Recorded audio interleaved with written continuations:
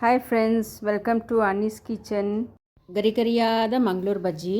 So Mangaluru ಬಜ್ಜಿಗೆ ಬೇಕಾದ ingredients. So ನಾನು ಮೊದಲು ಮೈದಾ ತೊಗೊಂಡಿದ್ದೀನಿ 1 ಬೌಲಷ್ಟು. ಅದೇ ಒಂದು ಅರ್ಧ ಬೌಲಷ್ಟು ನಾನಿಲ್ಲಿ ಗಟ್ಟಿ ಮೊಸರು ತೊಗೊಂಡಿದ್ದೀನಿ. ಅಂದರೆ 1/4 ಲೀಟ್ರಷ್ಟು ತೊಗೊಂಡಿದ್ದೀನಿ. ಸ್ವಲ್ಪ ಜೀರಿಗೆ, 1 ಟೀ ಸ್ಪೂನಷ್ಟು ಜೀರಿಗೆ ತೊಗೊಂಡಿದ್ದೀನಿ. ಕೊತ್ತಂಬರಿ ಸೊಪ್ಪು ಸ್ವಲ್ಪ ತೊಗೊಂಡಿದ್ದೀನಿ. ಸಕ್ಕರೆನೂ ಕೂಡ 1 ಟೇಬಲ್ ಸ್ಪೂನಷ್ಟು ತೊಗೊಂಡಿದ್ದೀನಿ. ಉಪ್ಪು ನಿಮಗೆ ರುಚಿಗೆ ತಕ್ಕಷ್ಟು ಉಪ್ಪು ಕೂಡ ಹಾಕ್ಕೋಬೋದು. ಸೋಡಾ ಸ್ವಲ್ಪ ಒಂದು ಚಿಟಿಕೆಯಷ್ಟು ಹಾಕ್ಕೋಬೇಕು. ನಂತರ ಶುಂಠಿ ಗ್ರೇಟ್ ಮಾಡ್ಕೊಂಡಿದ್ದೀನಿ. ಹಸಿಮೆಣಸಿನ್ಕಾಯಿ 2 ತೊಗೊಂಡಿದ್ದೀನಿ. ಕರ್ಬೇವಿನ ಸೊಪ್ಪು ಸ್ವಲ್ಪ ಹೆಚ್ಕೊಂಡಿದ್ದೀನಿ. ಮತ್ತು ಕಾಯಿ ತುರಿನ ನಾನು ಸ್ವಲ್ಪದಾಗಿ ಕಟ್ ಮಾಡ್ಕೊಂಡಿದ್ದೀನಿ. ಸೊ ಬನ್ನಿ ಯಾವ ಥರ ಮಾಡೋದಂತ ನಾನು ಸ್ಟೆಪ್ ಬೈ ಸ್ಟೆಪ್ ಆಗಿ ತೋರಿಸ್ತೀನಿ. ತುಂಬ ರುಚಿಯಾಗಿರುತ್ತೆ. ಮಕ್ಕಳು ಕೂಡ ಸಾಯಂಕಾಲ ಹೊತ್ತು ಸ್ನ್ಯಾಕ್ಸ್, ದೊಡ್ಡವರು ಕೂಡ ಸ್ನ್ಯಾಕ್ಸು ತಿನ್ಬೋದು. ಬನ್ನಿ ಯಾವ ಥರ ಮಾಡೋದಂತ ನೋಡೋಣ.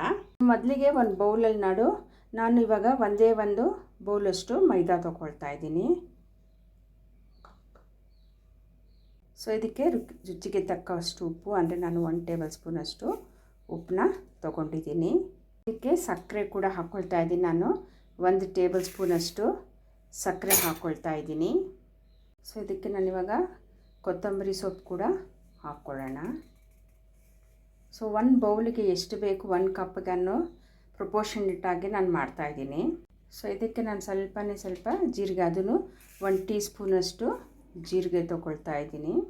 ಇದು ಕೊಬ್ಬರಿ ಕೂಡ ನಾನು ಏನು ಕಟ್ ಮಾಡ್ಕೊಂಡಿದ್ದೀನಿ ಆ ಕೊಬ್ಬರಿ ಕೂಡ ಹಾಕ್ಕೊಳ್ತಾ ಇದ್ದೀನಿ. ಎಲ್ಲ ಸ್ವಲ್ಪನೇ ತೊಗೊಳ್ಬೇಕು, ಜಾಸ್ತಿ ಆದರೂ ನಿಮಗೆ ಚೆನ್ನಾಗಿರಲ್ಲ ಮಂಗಳೂರು ಬಜ್ಜಿ. ಸೊ ಇದಕ್ಕೆ ನಾನು ಇವಾಗ ಸ್ವಲ್ಪ ಕರ್ಬೇವಿನ ಸೊಪ್ಪು ಕೂಡ ಅದನ್ನು ಕೂಡ ಹೆಚ್ಕೊಂಡಿದ್ದೀನಿ. ಸ್ವಲ್ಪ ಕರ್ಬೇವಿನ ಸೊಪ್ಪು ತೊಗೊಂಡಿದ್ದೀನಿ. ಇದಕ್ಕೆ ಹಸಿಮೆಣ್ಸಿನ್ಕಾಯಿ ನಾನು 2 ಹಸಿಮೆಣ್ಸಿನ್ಕಾಯಿ ತೊಗೊಂಡಿದ್ದೀನಿ. ಖಾರನೂ 1 ಮೀಡಿಯಮಾಗಿ ಆಗಲಿ ಅಂತ, ಯಾಕಂದರೆ ನಾವು ಚಟ್ನಿ ಕೂಡ ಮಾಡ್ತೀವಿ ಜೊತೆಗೆ. ಸೊ ಇದಕ್ಕೆ ಶುಂಠಿ ಕೂಡ ನಾನು 1 ಇಂಚು ಶುಂಠಿ ಕೂಡ ಗ್ರೇಟ್ ಮಾಡಿ ಇಟ್ಕೊಂಡಿದ್ದೀನಿ, ತುರ್ಕೊಂಡಿದ್ದೀನಿ. ಸೊ ಇದಕ್ಕೆ ಚಿಟಿಕೆ ಆಗೋಷ್ಟು ನಾನು ಉಪ್ಪು ಕೂಡ ಸೋಡಾ ಹಾಕ್ಕೊಳ್ತಾ ಇದ್ದೀನಿ. ಸೊ ಇದೆಲ್ಲ ಸ್ವಲ್ಪ ಮಿಕ್ಸ್ ಮಾಡ್ಕೊಂಡು ನಾವು ಕ್ಲೀನಾಗೆ.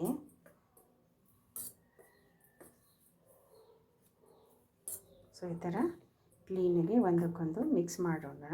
ಸೊ ಇವಾಗ ಲಾಸ್ಟಲ್ಲಿ ಕೊನೆಗೆ ನಾನು ಮೊಸರು ಹಾಕ್ತಾಯಿದ್ದೀನಿ. ಸ್ವಲ್ಪನೇ ಹಾಕ್ಕೊಳ್ಳೋಣ. ಸೊ ಮೊಸರು ಹುಳಿ ಇರಬಾರ್ದು. ಹುಳಿ ಇದ್ದರೆ ನಿಮಗೆ ಮಂಗಳೂರು ಬಜ್ಜಿ ಕೂಡ ಹುಳಿ ಬಂದುಬಿಡತ್ತೆ. ಸೊ ಗಟ್ಟಿ ಆದರೆ ನೀವು ಬೇಕಾದ್ರೆ ಸ್ವಲ್ಪ ನೀರು ಕೂಡ ಹಾಕೋಬೋದು. ಬಟ್ಲಲ್ಲಿ ಏನು ಮೊಸರು ಇರುತ್ತೆ ಆ ಮೊಸರು ನೀರನ್ನ ಕೂಡ ನೀವು ಸ್ವಲ್ಪ ಹಾಕೋಬೋದು.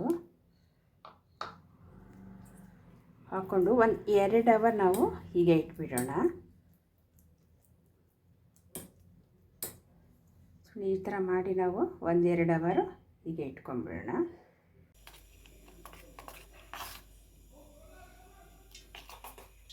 ಸ್ವಲ್ಪ ಕೈ ಒದ್ದೆ ಮಾಡ್ಕೊಂಡು ನಾವು ಸುಮ್ಮನೆ ಈ ಥರ ತೊಗೊಂಡು ನಾವು ಕ್ಲೀನಿಗೆ ಒಂದೊಂದಾಗಿ ಉಂಡೆ ಥರ ಬಿಡಬೇಕು.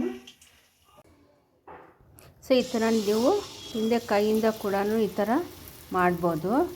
ಸೊ ನಾವು ಎಷ್ಟು ಪ್ರಾಕ್ಟೀಸ್ ಮಾಡ್ತೀವೋ ಅಷ್ಟು ತುಂಬ ಚೆನ್ನಾಗಿ ಬರುತ್ತೆ.